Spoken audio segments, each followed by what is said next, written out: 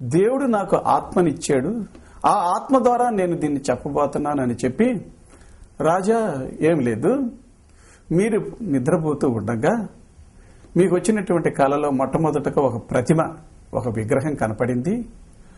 ఆ విగ్రహం మరి తల, మరి మెడ వరకి మరి మేలిమి బంగారం అనగానే మరి రాజుగారు గుర్తొచ్చినట్టుంది. సరే అట్లయితే అని దాన్ని విని అంగీకరించడం మొదలుపెట్టాడు. తర్వాత ఈ భుజాలు, ఈ యొక్క ఉదరం, చెస్ట్, ఇది వెండితో చేయబడింది.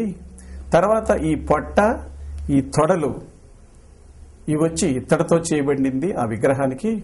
మోకాళ్ళు, పాదాలు, మోకాళ్ళు వచ్చి పూర్తిగా ఇనుముతో చేయబడినవి. మరి పాదాలు వచ్చి మరి మట్టితో, ఒక పాదము మట్టితో చేయబడి ఉంది, రెండు కలిసి ఉండయి. అదే టైంలో ఎక్కడి నుంచో ఒక రాయి వచ్చి ఆ పాదాల మీద కొట్టేసేసి, తలకి మట్టి పాదాల మీద మొత్తం కూడా తుత్తునీయముగా పడిపోయి, మొత్తం కూడా స్మాష్ అయిపోయి పడిపోయింది. ఇది మీకు జరిగినటువంటి కళ అని దానియేలు గారు చెప్పడం జరిగింది. రాజుగారు చాలా సంతోషించారు. నాకు వచ్చిన కళ ఇదే అన్నారు. రాజా, మరి దాని భావం చెప్తానేనండి. మీరు సర్వసంపదలు కలిగినటువంటి వాళ్ళు, మీకు దేవుడు మిమ్మల్ని దీవించి, మీకు మరి ఈ యొక్క భూమి మీద అయితేనేమి, భూమి పైన ఉన్నటువంటి ఆకాశం మీద అయితేనేమి, అన్ని స్థలాల్లో మీకు సంపద, మరి సైన్యము అన్నీ ఇవ్వటం జరిగింది. మీరు చాలా ఈ ప్రపంచం మొత్తానికి మహా గొప్ప రాజు. కాబట్టి ఆ ప్రతిమలో ఉన్నటువంటి ఆ మేలిమ బంగారము కలిగినటువంటి శిరస్సు ఉందో చూసారా, అది మీరే మహారాజా అని చెప్పారు. తర్వాత వెండి, ఈ భుజాలు అలాగే ఈ చెస్ట్, ఈ ఉదరము ఉంది కదా, అది వెండితో చేయబడింది. మేలిమి బంగారం అంటే చాలా గొప్పది, దీనికన్నా కొంచెం తక్కువ. మరి దాన్ని ఏమంటామంటే అదే మరి మెడో పర్షియన్ కింగ్డమ్ అని అంటాం. ఇప్పుడు అది కొంచెం తక్కువది. మరి మీరు మీ యొక్క రాజ్యాన్ని బబులోని రాజ్యం అంటారు. దాని తర్వాత మరి ప్రపంచం మొత్తం ఏలేటువంటి ఒక రాజ్యం వచ్చింది, దాన్ని ఇత్తడితో పోల్చారు. అదే గ్రీకు సామ్రాజ్యం, ఇప్పుడు గ్రీకు సామ్రాజ్యం. మరి తర్వాత మరి కాళ్ళు, ఈ మోకాళ్ళు, ఇవి ఇనుముతో చేయబడి ఉంది, మరి రోమా సామ్రాజ్యం.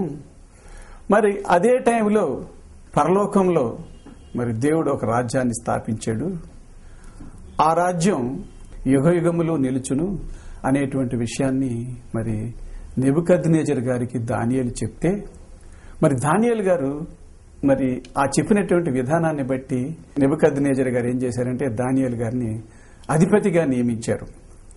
అయితే ఇక్కడ మనం గమనించాల్సింది ఏమిటంటే, ఈ దానియేలు గ్రంథంలో ఈ 2వ అధ్యాయము 44వ వచనంలో ఏమనుందంటే, ఆ రాజుల కాలములో పరలోకమందమున్న దేవుడు ఒక రాజ్యము స్థాపించును. ఆ రాజుల కాలములు అంటే ఈ 4 రాజులు ఎవరెవరు? బబిలోన్ రాజు, మరి రెండోది Medo Persian Kingdom, next Greek Kingdom, తర్వాత రోమా కింగ్డమ్. ఆ రాజుల కాలంలో ఏమంటున్నాడు? పరలోకమందున్న దేవుడు ఒక రాజ్యము స్థాపించును, దానికెన్నటికి నాశనము కలగదు. ఆ రాజ్యము దాని పొందిన వారికే గాక మరెవరికి చెందదు. అది ముందు చెప్పిన రాజ్యములన్నిటినీ పగలగొట్టి నిర్మూలము చేయును, కానీ అది యుగయుగముల వరకు నిలుచును అనేటువంటి విషయాన్ని మరి దానియేలు గారు ఉన్నప్పుడు మరి దర్శన రూపంలో జరగబోయేదంతా చెప్పడం జరిగింది. సరే, చాలా బాగుంది, మనం చాలా సంతోషిస్తున్నాం. కానీ ఇక్కడ విషయం ఏంటంటే, అసలు ఇప్పటికి వచ్చేతలకే మరి రాజులు ఎవరూ లేరు. ఇప్పుడు ఎవరుండారండి? రాజులు ఎవరు లేరు. మరి ఇంతకీ ఇక్కడ యేసు రాజ్యం వచ్చిందా రాలేదా అనేటువంటిది ప్రధానమైనటువంటి అంశం. మార్కు సువార్త 9వ అధ్యాయం 1వ వచనం చూద్దాం. ఇక్కడ నిలిచి ఉన్న వారిలో కొందరు దేవుని రాజ్యము బలముతో వచ్చుట చూచు వరకు మరణము రుచి చూడరని నిశ్చయముగా మీతో చెప్పుచున్నానను. ఇక్కడ యేసుక్రీస్తు వారు ఒక మాట అన్నారు. ఏమన్నారంటే, ఇక్కడున్నటువంటి వాళ్ళందరిలో, ఇక్కడున్నటువంటి ప్రజల్లో కొందరు యేసు రాజ్యము వచ్చు వరకు, బలముతో వచ్చు వరకు మరణము రుచి చూడరు అని నిశ్చయముగా చెప్తున్నానని యేసుక్రీస్తు వారు ఒక మాట అన్నారు. ఇక్కడ యేసుక్రీస్తు వారు ఒక మాట అన్నారంటే మనం బాగా ఆలోచించాలి. ఏ విధంగా? ఇప్పుడు యేసుక్రీస్తు వారు పుట్టి 2000 సంవత్సరాలైంది సుమారుగా. మరి 2000 సంవత్సరాల క్రితంగా ఏమన్నారంటే ఇక్కడున్నటువంటి జనాల్లో యేసు రాజ్యం వచ్చేంత వరకే కొందరు బతికుంటారనేటువంటి ఒక పాయింట్ అన్నారు. అది లాజిక్ పాయింట్. మరి 2000 సంవత్సరాల క్రితం బతికున్నటువంటి మనిషి ఎవరన్నా ఉన్నారా ఇప్పుడు? మనం ఈరోజు మరి టెక్నాలజీ బాగా డెవలప్ అయింది. ఎలాగా? డిస్కవరీ ఛానల్ అని, నేషనల్ జియోగ్రాఫిక్ ఛానల్ అని ఉంది. ఆఖరికి భూమి యొక్క అంతర్భాగంలో ఉన్నటువంటి వాటిని చూడగలుగుతున్నాము. సముద్రం యొక్క అంతర్భాగంలో ఉన్నటువంటి వాళ్ళని కూడా కెమెరాతో చూడగలుగుతున్నాం. మరి 2000 సంవత్సరాల క్రితం ఉన్నటువంటి మనిషి ఉంటే మరి మనం ఈ discovery channel, national Geographic channel, మరి గిన్నీస్ బుక్ ఆఫ్ వరల్డ్ రికార్డులో కూడా ఎక్కువ కాలం బతికింది ఆ మనిషే కదా. అతను ఎక్కడా కనపట్టలేదే. అంటే ఇక్కడ ఏదో ఒక మతలబు ఉంది. యేసు చెప్పాడంటే ఇక్కడ ఒక మతలబు ఉంది. ఏంటంటే కొలస్సీలకు రాసిన పత్రిక 1వ అధ్యాయం 13వ వచనం చూద్దాం. ఆయన మనలను అంధకార సంబంధమైన అధికారములో నుండి విడుదల చేసి తాను ప్రేమించిన తన కుమారుని యొక్క రాజ్య నివాసులనుగా చేసెను. ఇక్కడ యేసుక్రీస్తు వారు ఏం చేశారంటే మనల్ని రాజ్య నివాసులుగా చేసెను. మీకు అనుమానం రావచ్చు. ఇప్పుడు నేను విజయవాడ నివాసిని అని అన్నాను అనుకోండి, అంటే విజయవాడ ఉందనే కదా. రాజ్య నివాసులుగా చేసెను అంటే అప్పుడు రాజ్యం ఉందనే కదా. కాబట్టి ఇక్కడ అదే మాట ఏమంటున్నాడంటే కొలస్సీలకు రాసిన 1వ పత్రిక 13వ వచనంలో ఏమంటున్నాడంటే ఆయన మనలను అంధకార సంబంధమైన అధికారంలో నుండి విడుదల చేసి తాను ప్రేమించిన తన కుమారుని యొక్క రాజ్య నివాసులుగా చేసెను. తన కుమారుడంటే యేసుక్రీస్తు. ఇంకొక 2-3 రిఫరెన్సులు చూద్దాం. మరి ప్రకటన గ్రంథం 5వ అధ్యాయం 10వ వచనం కూడా చూద్దాం. ఇక్కడ ఏమనుందంటే నీవు వధింపబడిన వాడవై నీ రక్తమిచ్చి ప్రతి వర్షములోనూ ఆయా భాషలు మాట్లాడు వారిలోనూ ప్రతి జనంలోనూ ప్రతి ప్రజలోనూ ప్రతి జనములోనూ దేవుని కొరకు మనుషులను కొని మా దేవునికి వారిని ఒక రాజ్యముగాను యాజకులుగాను చేసితివి. అంటే మనందరం కూడా రాజ్యం ఉంది. ఆ రాజ్యంలో మనందరం ఉన్నాము. అలాగే మరి రాజ్యంలో చట్టం కూడా ఉంది. అంటే ఇది రాసింది యోహాను గారు కాబట్టి యోహాను గారు కూడా ఆ రాజ్యంలో ఒక మెంబర్. ప్రకటన 1:9 కూడా మీ సహోదరుడును యేసును బట్టి కలుగు శ్రమలోను రాజ్యములోను సహనములోను పాలివాడను నైనా యోహానను నేను దేవుని వాక్యము నిమిత్తమును యేసును గూర్చిన సాక్ష్యము నిమిత్తమును పద్మాసు దీపములో పరవాసినైతిని. మీ సహోదరుడును యేసును బట్టి కలుగు శ్రమలోను రాజ్యములోను సహనములోను పాలివాడనైన యోహానను నేను. ఇక్కడ యోహాను గారు కూడా ఆ రాజ్యంలో ఉన్నట్టు, అతనికి మెంబర్షిప్ ఉన్నట్టు ఇక్కడ స్పష్టంగా చెప్పడం జరిగింది. కాబట్టి ప్రియ సహోదరి సహోదరులారా, మరి రాజ్యం అనేటువంటిది ఉంది.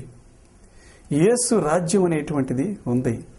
మరి ఆ రాజ్యంలో మొట్టమొదట ఎవరు అంటే మరి ఎప్పుడైతే పేతురు గారు మరి ఆ యొక్క రాజ్యంలో 3000 మందికి బాప్తీసం ఇచ్చారో అదే మొట్టమొదటి రాజ్యం స్టార్టింగ్. అదే మొట్టమొదటి సంఘం. ఇక్కడ యేసు రాజ్యంలో ఎవరంటే ఉన్నటువంటి వాళ్ళు సంఘం. అది మొట్టమొదట యేసు రాజ్యం. అయితే మరి యేసు రాజ్యం ఉంటే, యేసు ఉంటే మరి ఇక్కడ మరి సింహాసనాలు అవన్నీ కనపట్టలేదు. మరి అక్కడ మినిస్టర్లు కనపడతలేదు, ఎవరో కనపడతలేదు, పాలకులు కూడా ఎవరు కనపడలేదు. అందుకనే జకరయ్య గారు చెప్పారు, నీతి సత్యములు. ఇది లోక సంబంధమైనటువంటి రాజ్యం కాదు, నీతి సత్యములు.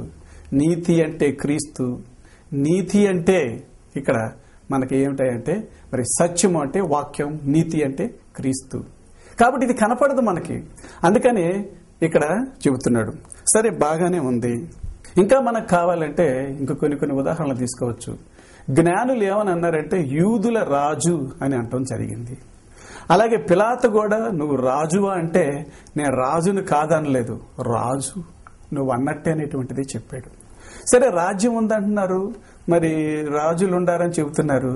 మరి ఈ రాజ్యానికి ఎలలు ఏమన్నా ఉన్నాయా అనేటువంటిది కూడా క్వశ్చన్ చేసుకుంటే ఇంకా చాలా బాగుంటుంది. ఎలలు ఉన్నాయి. వాక్యంలోకి వెళ్ళి చూస్తే తెలుస్తుంది. దానియేలు గ్రంథం 2వ అధ్యాయం 35వ వచనం ఆఖరిలో చూసినట్టయితే సర్వభూతలమంత మహాపర్వతమాయను అని ఉంది. అంటే ఈ భూమి అంతా కూడా దీనికి ఎల్లలు. మరి ఈ రాజ్యం ఎప్పుడు దాకా ఉంటదంటే యుగ యుగములు ఉంటది. ఇది ఎప్పుడు నాశనం అవుతుంది అంటే మరి పేతురు గారు రాశారు. 2 పేతురు 3వ అధ్యాయం 10వ వచనంలో ఆ దినమున పంచభూతములు మిక్కుట వేండ్రమై, అంటే అప్పుడు సూర్యుడు అంతా కూడా పోతాడు, చంద్రుడు పోతాడు, భూమి కూడా నాశనం అవుతుంది. అప్పుడు ఇంకా రాజ్యం ఉండి ప్రయోజనం లేదు. అప్పటి వరకు రాజ్యం ఉంటది. కాబట్టి యేసు రాజ్యం అనేటువంటిది ఎప్పటి నుంచి ఉందంటే యేసు క్రీస్తు వారు వచ్చినప్పటి నుంచి, మొట్టమొదటి సంఘం నుంచి ఇప్పటికి కంటిన్యూ అవుతుంది. మరి యేసు రాజ్యం ఉంది, యేసు రాజు ఉండాడు, మరి అలాగే పరిపాలించడానికి స్థలము ఉంది, అలాగే చట్టము ఉంది. యేసు రాజు, రాజ్యం మనము ప్రజలం, చట్టం ఈ బైబిల్. ఇది మిగతా రాజ్యాల్లాగా ఉండదు. ఈ చట్టం ప్రకారంగా మనం జీవించాలి. మరి చాలా మంది కూడా ఇంకా యేసు రాజుగా రాలేదు అనేటువంటిది అంటానికి, పోనీ మరి ఎవరన్నా కానీ అది సమంజసం ఎలా అవుతుంది? కానీ క్రైస్తవ సోదరులు కూడా యేసు రాజుగా వచ్చుచున్నాడు అనేటువంటి పాట మనం పాడుతున్నాం. మరి బైబిల్లోనేమో యేసు రాజుగా వచ్చాడు, పరిపాలిస్తున్నాడు అనేటువంటిది ఉంటే, మన క్రైస్తవ సోదరులు కూడా యేసు రాజుగా వచ్చుచున్నాడు అనేటువంటి పాట పాడుతున్నాం. ఇది చాలా విచారకరమైన విషయం. రాజుగా రాడు, రేపు శిక్షకుడుగా వచ్చి నిన్ను శిక్షిస్తాడు. అదే 2వ రాకడ. కాబట్టి యేసు రాజ్యం ఎక్కడంటే ఈ భూమి మీదే యేసు రాజ్యం ఇప్పుడు జరుగుతుంది. దానికి రాజు యేసు, దాంట్లో సంఘం ఎవరంటే పరిశుద్ధులం మనము. అలాగే చట్టం ఏంటంటే బైబిల్. ప్రార్థన చేసుకుందాం. పరిశుద్ధుడు అయిన తండ్రి, నాయనా నీ బిడ్డలకు నీ రాజ్యం గురించి తెలియచేశాను, నీ గురించి తెలియచేశాను. నాయనా ఇంకా నువ్వు వస్తావు అని ఎదురు చూస్తున్నారు, కానీ నువ్వు వస్తే శిక్షించేది అనేటువంటిది నీ బిడ్డలకు తెలియజేస్తూ, నీ రాజ్య పరిపాలన జరుగుతుందని, నీ రాజ్య పరిపాలనలో ఈ బైబిల్ అనేటువంటిది చట్టమని, దాంట్లో ఉన్నటువంటి జనులమైనటువంటి మేము మరి నీ సంఘంలో నీతి సత్యాన్ని తెలుసుకుని జీవించాలని, అప్పుడే తిరిగి మరలా ఈ యేసు రాజ్యం నుంచి ఆ యొక్క పరలోక రాజ్యము దేవుని రాజ్యంలోకి వెళ్తారని తెలియచేస్తూ, ప్రభువైన యేసయ్య నామం ద్వారా ఈ ప్రార్థన ద్వారా నిన్ను వేడుకుంటున్నాను తండ్రి, ఆమేన్.